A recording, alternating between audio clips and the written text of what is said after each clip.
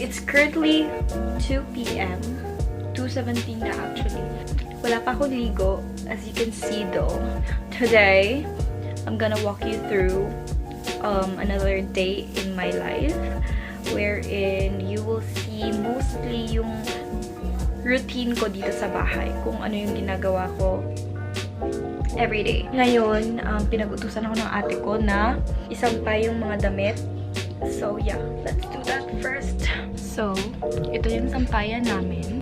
And this is my parang brick na wallpaper.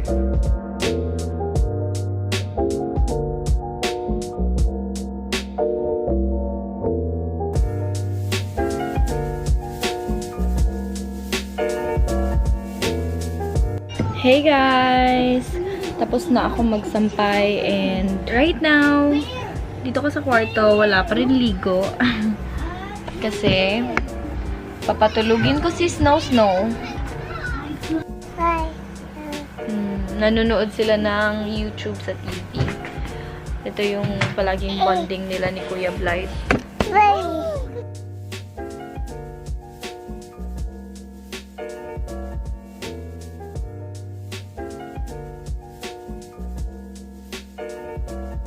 So, yun na nga, si Snowy nasa taas natutulog and I'm gonna make parang banana fritters. Tama ba? Yun ba yung tawag dun? Basta parang banana balls. So, meron akong banana dito sa ref. Yung red na banana. And then, meron kaming flour dyan. So, pwede ko siyang gamitin.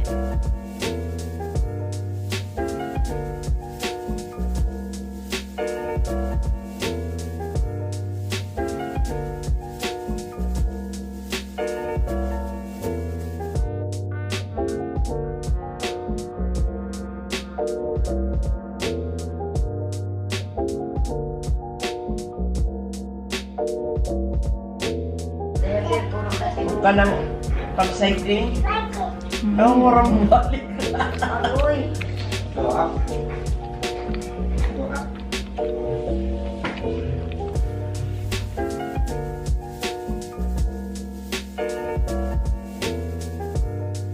So, bumili rin pala ako ng egg kanina.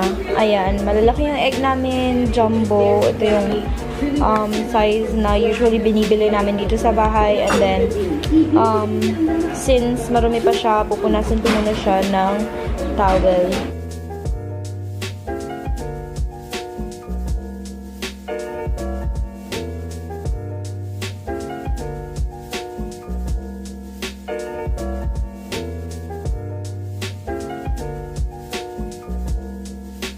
Pinapakain ko si Snowy ng oatmeal kasi ayaw niya kumain ng adobo. So, mga sis, nasa taas na si Snowy kasi tapos na siya kumain. And tapos na rin kumain si mama kaya dito ako. Ako lang mag-isa dito sa baba. Ako na naman yung kakain ngayon. This one is liver atay na sinuba. Inasal pala. Inasal na atay. And this is pork barbecue. Alam niyo ba mga sis, sobrang sarap ng barbecue ng mama ko and I'm so proud of it. I need to pour myself some happiness. Konti lang naman.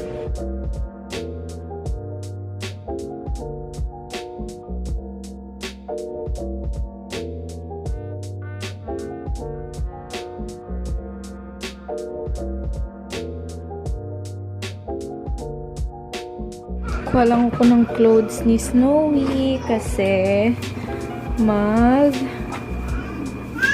na siya, maliligo na siya. Yakaw na yan. Oh. Okay. Go down first. Down first. I will prepare your water there.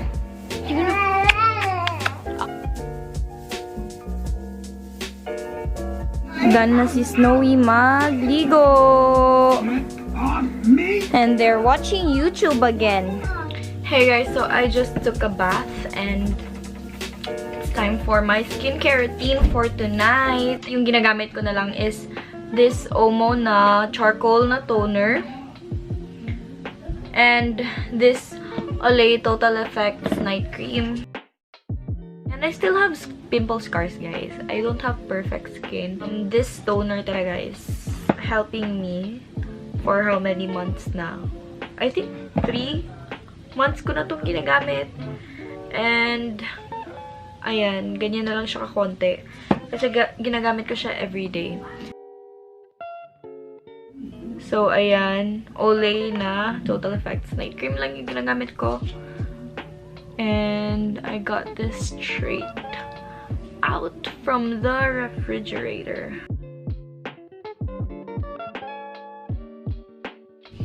So, after this, I'm still gonna do some rituals para mahimbing yung tulog ni Snowy. And you're gonna see them later. So, yes.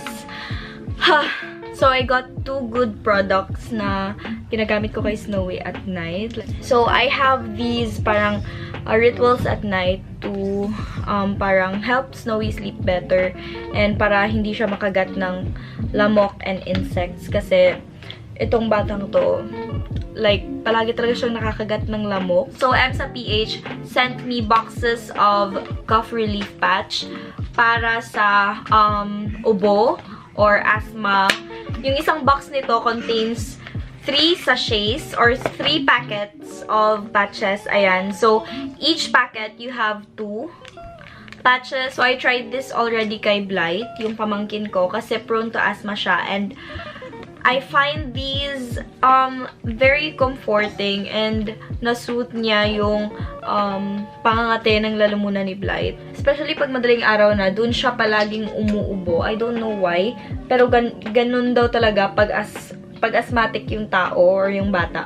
So, it helped him naman somehow. Humimbing yung tulog niya. So, I'm gonna show you a sample of how it looks like and how to put it on. Ito yung patch and it smells like parang a little bit minty, pero hindi naman ganun katapang yung amoy. Like parang soothing lang siya. Inside, it has like parang, what do you call this? Parang circle. And you have to peel it off pa. Ayan, meron pa siya isang sticker. For example, may sore throat ka, you just have to put it here. This patch lasts for 12 hours. So, maganda siyang ilagay pagkagabi kasi ma-help tayong makatulog ng maayos. Meron lang tong warnings, you guys.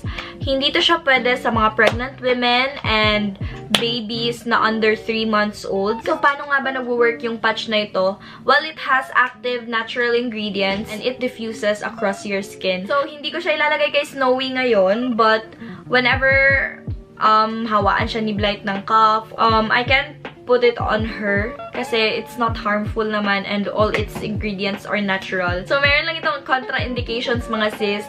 Bawal ito sa may mga skin rashes or wound or skin allergy. Huwag na kayong mag-attempt na gumamit nito, or if you want to try it, then mag-skin test muna kayo bago nyo gawin to. Actually, this is one of the best sellers sa EMSA.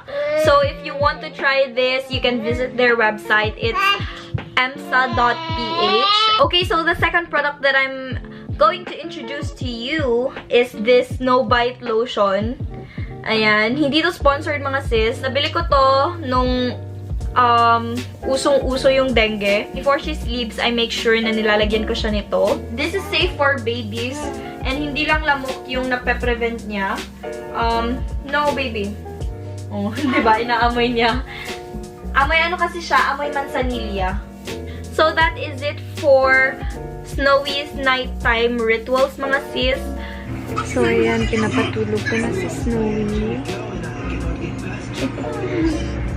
Actually, antok na siya. Ayan. So, that ends our afternoon/nighttime routine with Snowy, mga sis.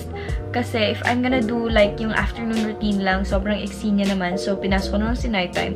Kasi, wala naman kami masyadong ginagawa dito sa bahay. Like, yun lang, more on alaga lang kay Snowy. And, do household chores and stuff.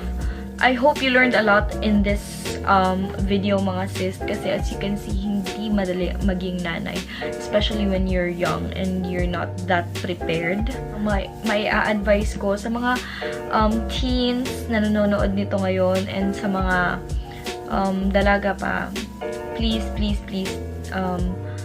huwag kayong gumaya. Hindi ko naman sinasabi na I have regrets, pero napakahirap. Like, napakahirap mga sis. Yun lang yung masasabi ko. Sobrang hirap, especially when you're young and you're unstable, and yun, hindi ka prepared. So yeah, malulubat na yung camera ko. Thank you so much mga sis, and I hope you learned a lot. Bye-bye, see you in my next videos.